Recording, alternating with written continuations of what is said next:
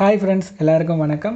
So இன்றைக்கி இந்த வீடியோவில் எதை பற்றி பார்க்க போகிறோம் அப்படின்னு பார்த்தீங்கன்னா, லாஸ்ட் நடந்த டிஎன்பிஎஸ்சி எக்ஸாமில் ஆப்போசைட்டை குரங்கு போல சொல்லி ஒரு கொஸ்டின் கேட்டிருந்தாங்க. இந்த கொஸ்டின் வந்து உவமையால் பொருள் அறிதல் அப்படிங்கிற தலைப்புலேருந்து எடுத்திருக்காங்க. ஸோ இந்த கொஸ்டின் எதில் இடம் பெற்றிருக்கு அப்படின்னு பார்த்தீங்கன்னா, ஒரு கவர்மெண்ட் மெட்டீரியலில் இருக்குது.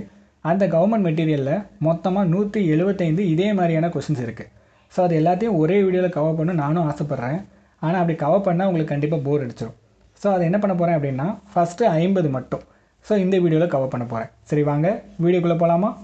இப்போ முதல் இது பாருங்கள், அத்தி பூத்தார் போலன்னு கொடுத்துருக்காங்களா? ஸோ அத்தி மரம் இருக்குது பாருங்கள், அது 50 வருஷத்துக்கு ஒரு தடவை தான் பூ பூக்கும். ஸோ அது ரொம்ப அரிதான விஷயம், எல்லாராலையும் பார்க்க முடியாது.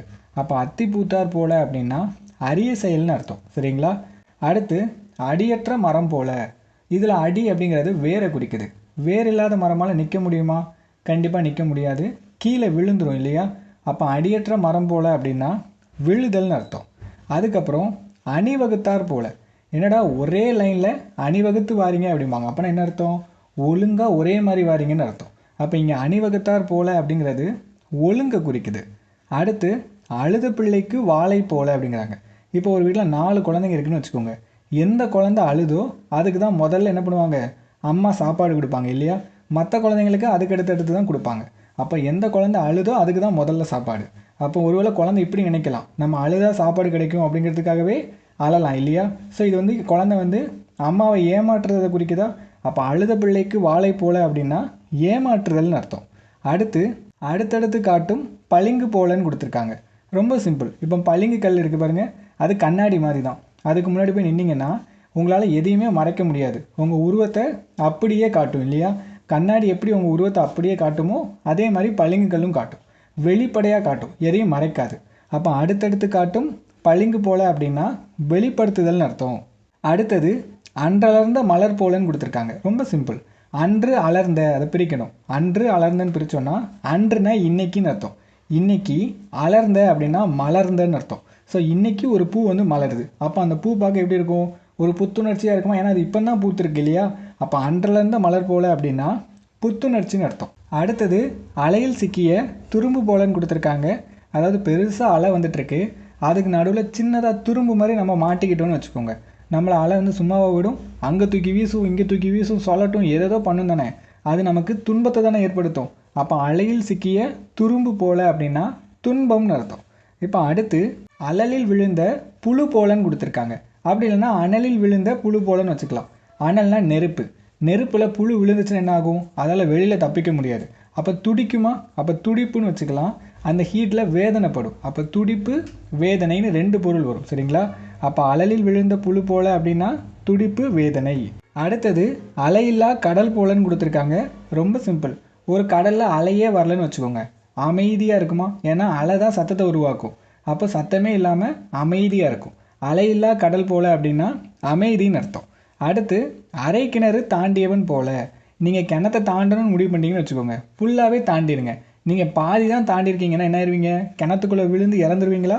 அப்போது அரை கிணறு தாண்டியவன் போல அப்படின்னா ஆபத்து தானே. ஸோ ஆபத்தை குறிக்குது. அடுத்தது அகழ்வாரை தாங்கும் நிலம் போலன்னு கொடுத்துருக்காங்க.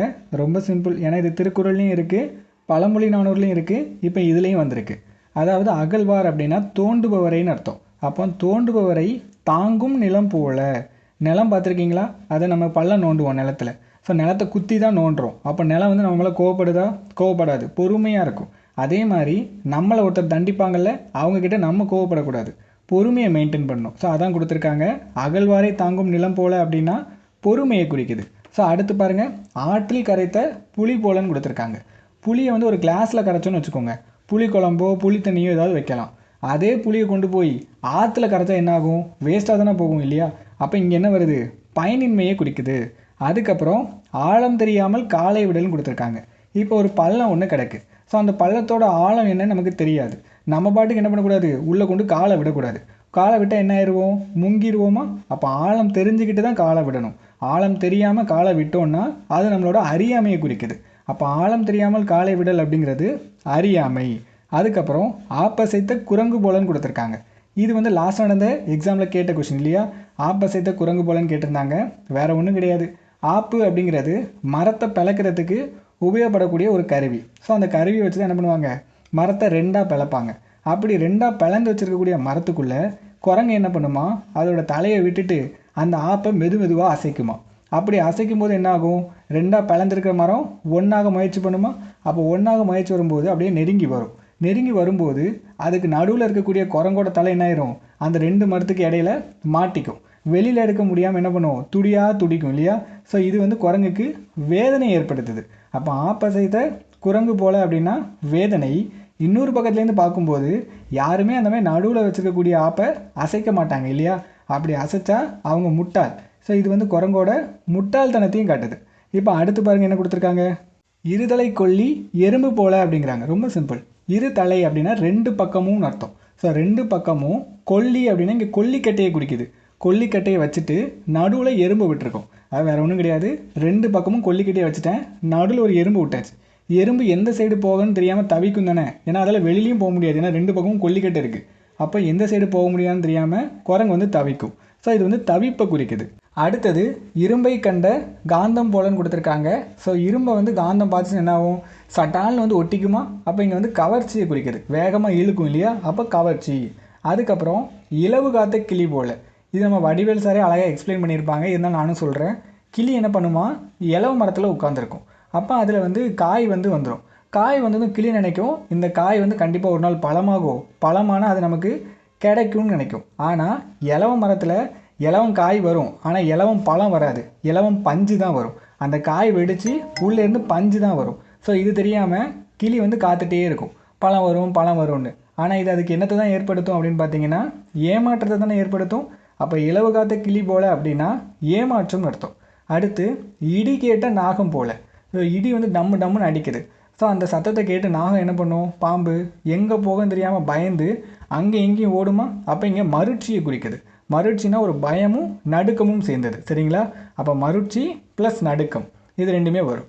அடுத்தது இலைமறை காய் போலன்னு கொடுத்துருக்காங்க. ரொம்ப சிம்பிள். மரத்தில் காய் பறிக்க போவோம். ஸோ எல்லா காயும் பறிச்சுட்டு தான் நினைப்போம், ஆனால் அதில் ஏதாவது ஒரு காய் மட்டும் மிஸ் ஆயிரும், இலைக்கு நடுவில் மறைஞ்சிட்ருக்கும். ஸோ அது வேறு எப்போமா தான் நம்ம கண்ணில் படும். அப்போ இலைமறை காய் போல் அப்படின்னா மறைந்திருத்தல்னு அர்த்தம். அடுத்து இஞ்சி தின்ற குரங்கு போல், குரங்குக்கிட்ட இஞ்சி கொடுத்துன்னு வச்சுக்கோங்க, டபக்குன்னு வாய்க்கில் போட்டுரும். போட்டதுக்கப்புறம் முழிக்கும் பாருங்கள், நம்ம சொல்லுவாங்கல்ல, ஏன்டா இஞ்சி தின்ன குரங்கு மாதிரி முழிக்கிற அப்படிம்பாங்க. திருன்னு முழிக்கும், ஏன் என்ன பண்ணன்னு தெரியாமல் முழிக்கும்.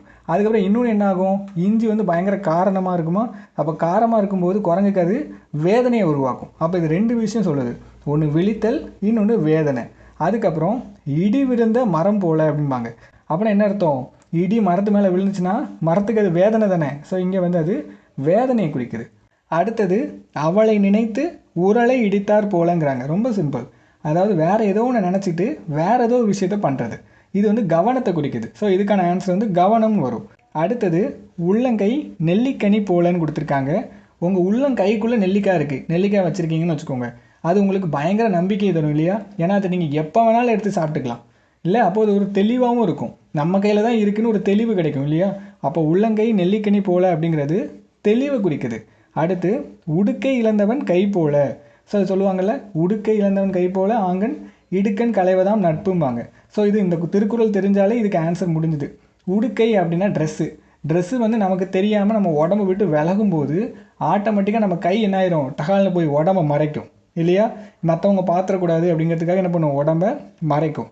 அதே மாதிரி உங்களுக்கு ஒரு பிரச்சனைன்னு வரும்போது உங்கள் ஃப்ரெண்ட் என்ன பண்ணிடுவான், டகால் அங்கே வந்துடுவான். அப்போ இந்த விஷயம் நட்பை குறிக்குது. அது மட்டும் இல்லாமல் ஆதரவுன்னு ஒரு விஷயத்தையும் குறிக்குது. ஏன்னா ஆதரவாக அவன் ஃப்ரெண்டு வருவானா, அப்போ ஆதரவுங்கிற விஷயத்தையும் வருது, உதவிங்கிற விஷயத்துக்கும் வருது. அப்போ 3 விஷயம் வரும், ஒன்று நட்பு, இன்னொன்று ஆதரவு, இன்னொன்று உதவி, சரிங்களா. அடுத்து உம்மி குற்றி கை வருந்தினார் போல அப்படிங்கிறாங்க. ஸோ நெல் குத்துறது கூட லாஜிக் இருக்குது.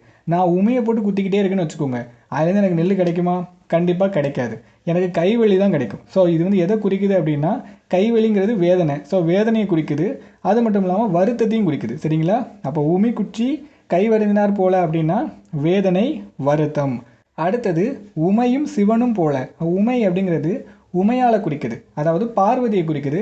பார்வதியும் சிவனும் மாதிரி அப்படின்னு எதுக்கு சொல்லுவாங்க, ஒன்று நட்புக்கு சொல்லலாம், இன்னொன்று 2 பேரும் நெருக்கமாக இருப்பாங்களா. ஏன்னா சிவனில் பாதியே பார்வதி தான் இருக்காங்க, நெருக்கத்தையும் குறிக்கும். அப்போ நட்பு நெருக்கம் அப்படிங்கிற விஷயத்த குறிக்குது. அடுத்தது உடும்பு பிடி போலன்னு கொடுத்துருக்காங்க. உடும்பு பார்த்துருக்கீங்களா, பள்ளி மாதிரி இருக்கும், ஆனால் கொஞ்சம் பெருசாக இருக்கும்.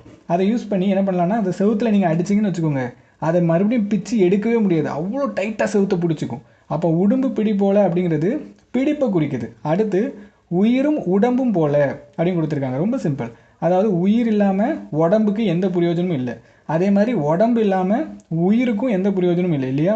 ரெண்டும் ஒன்றா இருக்கும்போது தான் மரியாதை. இங்கே வந்து ஒற்றுமையை குறிக்குது. சரிங்களா. அடுத்து ஊசியும் நூலும் போலன்னு கொடுத்துருக்காங்க. ஊசியும் நூலும் போல அப்படின்னா ஊசியும் நூலும் போல் ஒன்றா இருங்கம்பாங்க. இணை பிரியாமல் இருக்கிறது. கடைசி வரைக்கும் நூல் இருந்தால் தான் ஊசிக்கு மரியாதை, ஊசி இருந்தால் தான் நூலுக்கு மரியாதை. ரெண்டும் தனித்தனியாக இருந்தால் ரெண்டுத்துக்குமே மரியாதை கிடையாது. அப்போ இணை பிரியாமைன்னு கொடுத்துருக்காங்க. அடுத்து உச்சந்தனையில் ஆணி அரைந்தார் போல அப்படின்னு சொல்லி கொடுத்துருக்காங்க. நம்ம அடிக்கடி யூஸ் பண்ணுவோம். நெத்தி போட்டில் அடித்த மாதிரி சொன்னடா அப்படின்னா உறுதியாக சொல்லியிருக்குன்னு அர்த்தம். அப்போ உச்சந்தனையில் ஆணி அரைந்தார் போல அப்படின்னா உறுதின்னு அர்த்தம். அடுத்தது ஊமை கண்ட கனவு போலன்னு கொடுத்துருக்காங்க. ஒரு பேச முடியாத ஒருத்தன் வந்து ஒரு கெட்ட கனவு ஒன்று கண்டுட்டான்னு வச்சுக்கோங்க. அவனால் அதை வெளியில் சொல்ல முடியுமா? கண்டிப்பாக சொல்ல முடியாது. அப்போ அவன் தவிப்பான், தவிப்பு. அடுத்து கூரை இயலாமை, ஏன்னா சொல்ல முடியாதில்ல. ஸோ இந்த ரெண்டு விஷயத்தையும் குறிக்குது. அடுத்தது எள்ளில் எண்ணெய் போல. அதாவது நம்ம எள்ளை பார்க்கும்போது அதுக்குள்ளே எண்ணெய் இருக்குதுன்னு தெரியுமா? நம்ம வீட்டிலலாம் சாப்பிடுவாங்களே, எள்ளுருண்டெல்லாம் செஞ்சு சாப்பிடுவீங்க. அதுக்குள்ளே அதை பார்க்கும்போது அதுக்குள்ளே எண்ணெய் இருக்குதுன்னு உங்களுக்கு தெரியுமா? தெரியாது. எள்ளை போட்டு குத்துனா தான் உங்களால் எண்ணெய் எடுக்க முடியும். அப்போ எள்ளுக்குள்ளே எண்ணெய்ங்கிறது ஒளிஞ்சு தானே இருக்குது. அப்போ இங்கே என்ன குறிக்க வராங்க அப்படின்னா ஒளிந்திருத்தல் அப்படிங்கிறத சொல்ல வராங்க. அடுத்து எட்டா பழம் புளிக்கும் என்பது போல அப்படின்னு சொல்லி கொடுத்துருக்காங்க. நம்ம குழந்தைங்க வந்து நம்மக்கிட்ட கேட்பாங்க, அப்பா அந்த பழத்தை எனக்கு பறித்து கொடுப்பா அப்படின்னு கேட்பாங்க. நம்ம என்ன பண்ணுவோம்? முயற்சி பண்ணி எட்டி எட்டி பார்ப்போம், எட்டாது. உடனே குழந்தைகிட்ட என்ன சொல்லிடுவோம்? வேணாப்பா, அது புளிக்கும், அந்த பழம் நல்லாவே இருக்காது அப்படின்னு சொல்லுவோம்ல. அப்போ நம்ம குழந்தை என்ன பண்ணுறோம்? ஏமாத்துறோமா? அப்போ எட்டா பழம் புளிக்கும் என்பது போல அப்படிங்கிறது எதை குறிக்குது? ஏமாற்றம் அப்படிங்கிற விஷயத்தை குறிக்குது.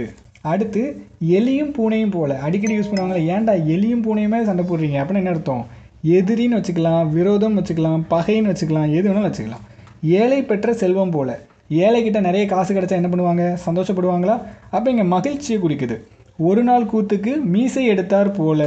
என் ஃப்ரெண்டுக்கெல்லாம் பண்ணுவான்லப்பா, இந்த மேரேஜ் ஃபங்க்ஷன் அப்படின்னாலே என்ன பண்ணிடுவான்? தாடியை எடுத்துருவான்ல. தாடி எடுத்துகிட்டு கல்யாணம் முடிஞ்சதுக்கப்புறம் உட்காந்து வருத்தப்படுவான்ல. ஒரு நாள் கூத்துக்காக தாடி எடுத்தான், ஆனால் அதுக்கப்புறம் வருத்தம் தானே கிடச்சிது. அப்போ அது என்னது? வீண் செயல் தானே. ஒரு நாள் கூத்துக்கு மீசை எடுத்தார் போல அப்படின்னா வீண் செயல். அடுத்தது ஒண்ட வந்த பிடாரி ஊர் பிடாரியை விரட்டினார் போலன்னு கொடுத்துருக்காங்க. ரொம்ப சிம்பிள். நம்ம லைஃப்பில் ஆடி ஒரு பிரச்சனை இருக்கும், திடீர்னு அதை விட ஒரு பெரிய பிரச்சனை வந்ததும் அந்த பிரச்சனை காணாமல் போயிடும் இல்லையா. ஸோ ஒரு பிரச்சனை இன்னொரு பிரச்சனையை விரட்டிடும். ஸோ அதை தான் கொடுத்துருக்காங்க. ஸோ இதுக்கான பொருள் வந்து விரட்டுதல் அப்படிங்கிறது தான். அடுத்து கண்கிட்ட பின் சூரிய நமஸ்காரம் கொடுத்துருக்காங்க. ரொம்ப சிம்பிள். அதாவது வேறு ஒன்றும் கிடையாது. இப்போவுமே நம்ம கண் நல்லா தெரியும் போதே சூரியனெல்லாம் பார்த்துக்கணும். ஏன்னா வயசானதுக்கப்புறம் நம்ம கண் தெரியாது இல்லையா ஒரு டைமில். அப்போ நான் போய் சூரியனை பார்ப்பேன்னு நினச்சோன்னா அது முட்டாள்தனம் இல்லையா. அப்போ கண் கெட்ட பின் சூரிய நமஸ்காரம் அப்படிங்கிறது காலதாமதம் பண்ணக்கூடாது. இப்போவுமே எல்லாத்தையும் அனுபவிச்சுக்கோங்க, ஓகேவா. அடுத்து கல் பிள்ளையார் போல. கல் பிள்ளையார் பார்த்துருக்கீங்களா? நம்மளால் அசைக்கவே முடியாது, உறுதியாக இருப்பார். அப்போ இது வந்து உறுதியை குறிக்குது. அடுத்தது கவரிமான் போலன்னு கொடுத்துருக்காங்க. சொல்லும் போதெல்லாம் அந்த கவரிமான்கிறத அடிக்கடி யூஸ் பண்ணுவாங்க. கவரிமான் வேறு ஒன்றும் கிடையாது, அது இமயமலையில் இருக்கக்கூடிய ஒரு மான் இனம். இதுலேருந்து ஒரு சின்ன முடி வந்து கவரிமான் கீழே விழுந்தாலுமே என்ன ஆயிரும்? இறந்துரும். ஸோ அதனால் கவரிமான் போலன்னு கொடுத்துருக்காங்க. இது அந்த மான் இனத்தோட மானத்தை குறிக்குது இல்லையா. ஸோ மானம் அப்படிங்கிறது தான் பொருள். அடுத்து கயிறற்ற பட்டம் போல.